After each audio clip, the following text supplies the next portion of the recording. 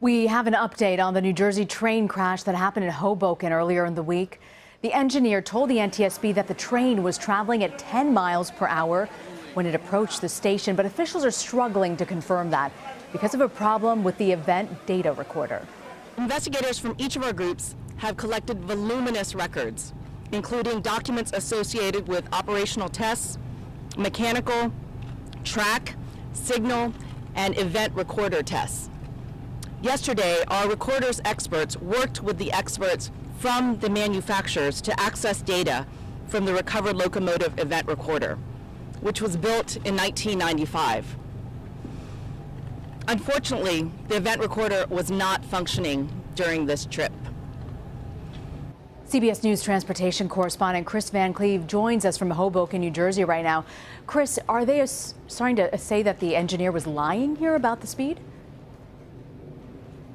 No, they're only saying simply that that's what he told them was as the train approached the station. He says he blew the horn. He looked down at his watch, saw the train was running 6 minutes late.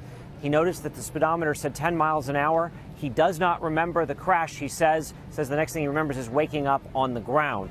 So we don't have from the engineer a moment by moment as the accident happened. But what he did tell investigators was that his shift started about 2 hours before the accident, that the train passed a brake check before they started their day, and that the train had been operating normally. As he approached the station, he says he was going 10 miles an hour right before this accident happened. Now, there is also a second data recorder on board this train. It is in the cab or the front. So far, the NTSB hasn't been able to get to it.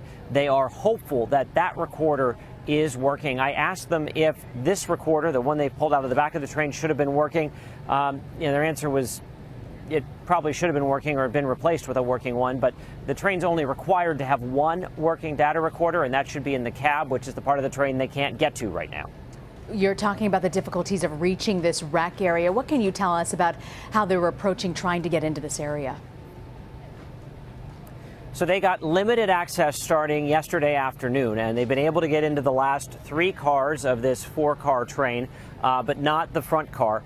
Where the train came to rest is right at sort of a crucial point in the way the building is constructed. It's right where the century-old building meets the canopy and the cover that's out there. And so they compared it to playing pickup sticks, the effort to clear out debris here. And if they move the wrong thing at the wrong time, it can bring down further collapse. So it's a very painstaking process. We know crews are working around the clock to remove the debris while still trying to protect the integrity of the accident site.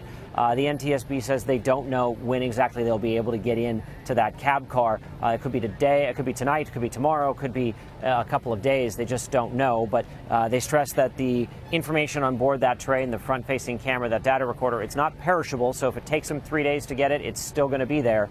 They just want to make sure that they don't bring down any more of the building or any more of this awning. The glass in the canopy, when it came down on the train, actually punctured the roof of the train. So there certainly is some risk here if there's further collapse, and they want to take that one step at a time and go slowly there. And any word how this will affect commuters this coming week? So that's a big question. This is a busy station. Thousands of people use it every day. New Jersey Transit through here has been operating on a weekend schedule, but not out of this station. We know that the PATH train and the ferries are back running, but how much service and what that will look like is still kind of a developing situation here. But it's likely going to be a disruptive commute for people in New York, New Jersey tomorrow morning. Chris Van Cleve, thank you, Chris.